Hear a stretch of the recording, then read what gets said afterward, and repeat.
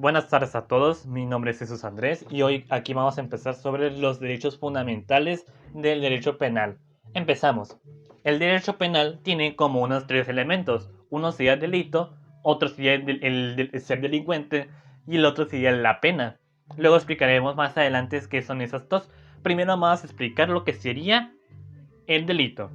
El delito es una acción inaceptable es una acción inaceptable del gobierno porque rompe las reglas de la ley.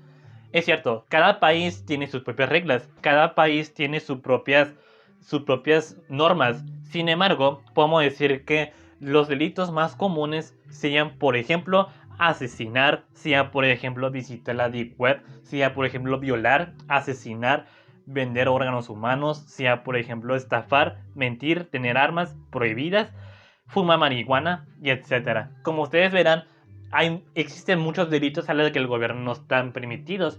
Por supuesto, cada país puede variar según las normas y según su cultura. Sin embargo, podemos decir exactamente que el gobierno también tiene que poner reglas, todo con el sentido de poder controlar la conducta humana. Porque, como hemos visto en la historia, si no existieran las leyes, si no existieran las normas, si no existieran los derechos, muy probablemente que todos empezaríamos a conseguir las cosas por violencia.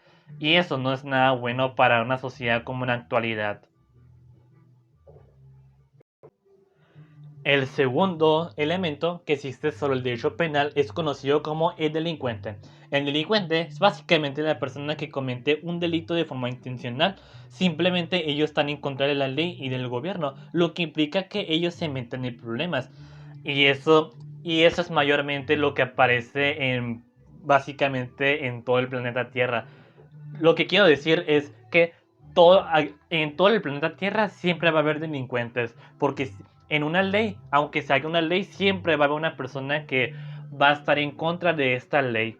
Y por supuesto que el gobierno tampoco no le favorece mucho que alguien esté en contra de una ley o de una constitución mexicana, por ejemplo. Lo que eso implica que el gobierno tiene que a fuerzas hacer que las personas cumplan con la constitución, que cumplan los derechos, las leyes y las normas ya propuestas por el país.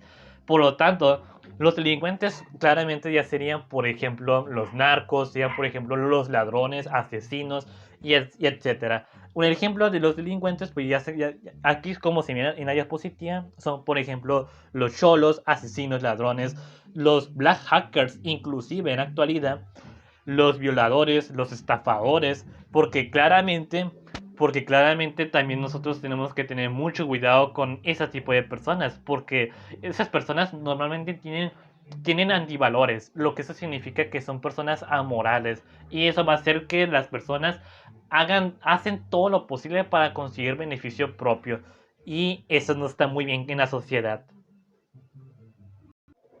Y finalmente, el tercer elemento es conocido como la pena. Y la pena es la consecuencia del delito cometido. Al parecer es para hacerles saber que no se debe volver a hacer la misma acción.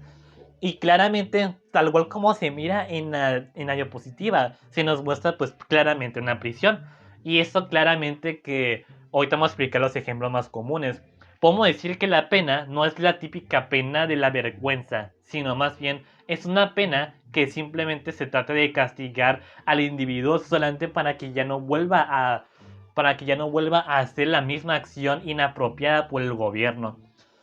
Por ejemplo, ahora sí, el ejemplo de pena en derecho. Los más comunes son las multas, las prisiones y quitar ciertos derechos. Aunque sí es cierto, dependiendo del delito que haya cometido el delincuente, podemos decir que a fin de cuentas pueden existir entre varios niveles de pena. Puede ser niveles de pena muy bajísimos, muy leves. Sin embargo, hasta puede haber de las más graves de todas.